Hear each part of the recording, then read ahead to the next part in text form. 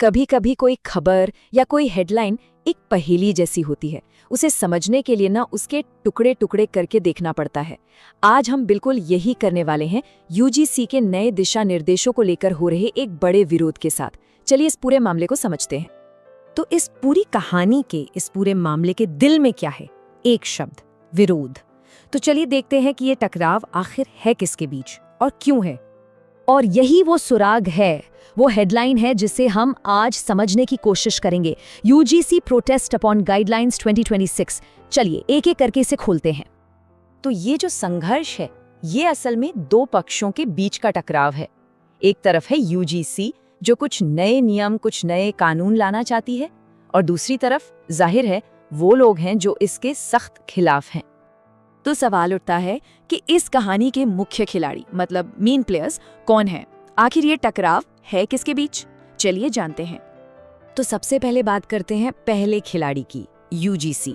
नाम तो हम सबने कई बार सुना है ना, लेकिन ये संस्था असल में है क्या, करती क्या है, और इस पूरे विवाद में इसकी भूमिका क्या है? तो देखिए, यूजीसी का पूरा नाम है यूनिवर्सिटी ग्रांट्स कमीशन, और इसका काम बहुत सीधा सा है। ये भारत में जितनी भी यूनिवर्सिटीज हैं उनकी पढ़ाई लिखाई के स्टैंडर्ड्स तय करती है, उन्हें मेंटेन करती है। और हाँ, यही वो संस्था है जिसके नए नियमों पर ये सारा बखेड़ा खड़ा हुआ है। तो अब सवाल ये है कि यूजीसी आखिर ऐसा क्या लेकर आ रही है? कौन से नए नियम हैं ये जिन पर इतना बड़ा विरोध छिड़ गया है? और यहीं पर हमारी पहेली का दूसरा और शायद सबसे जरूरी टुकड़ा सामने आता है।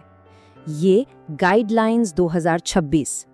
यही वो नियम हैं जो इस पूरे संघर्ष की जड़ है। यहाँ एक बहुत दिलचस्प बात है।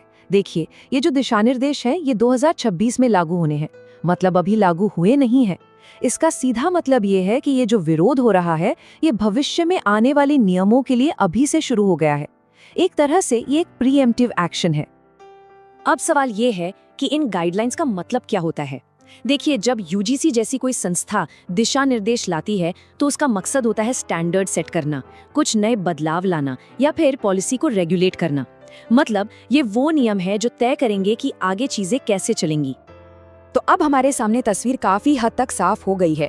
चलिए अब इस टकराव को आमने सामने रखकर देखते हैं। तो मामला कुछ ऐसा है। एक कोने में है यूजीसी जो 2026 के लिए अपने नए दिशा निर्देश लेकर तैयार हैं, और दूसरे कोने में है छात्र और शिक्षक जो इन बदलावों के खिलाफ खड़े हैं, इनका पुरजोर विरोध कर रहे हैं। तो इस पूरे मुद्दे की जड़ क्या है? जड़ है आने वाले बदलावों को लेकर एक बुनियादी असहमति, एक फंडामेंटल डिसएग्रीमेंट। जहां यूजीसी को लगता है कि ये बदलाव शिक्षा व्यवस्था के लिए जरूरी हैं, वहीं छात्रों और शिक्षकों को ये डर है कि कहीं ये बदलाव उनके भविष्य के लिए नुकसानदेह साबित न हो। तो इतना सब समझने के बाद जाहिर है मन में एक ही सवाल उठता है कि अब यहाँ से आगे क्या होगा। सोचिए जरा, एक तरफ नए नियम हैं जो आने ही वाले हैं, और दूसरी तरफ एक मजबूत विरोध है जो पहले से ही तैयार खड़ा है। ऐसे में संस्था और विरोध के बीच का ये गतिरोध, ये स्टैंड ऑफ आगे क्या मोड़ लेगा? क्या यूजीसी पीछे हटेगी या फिर विरोध और भी तेज होगा? ये एक ऐसी कहानी है जिस पर नजर बनाए रखना बहुत जरूरी होगा।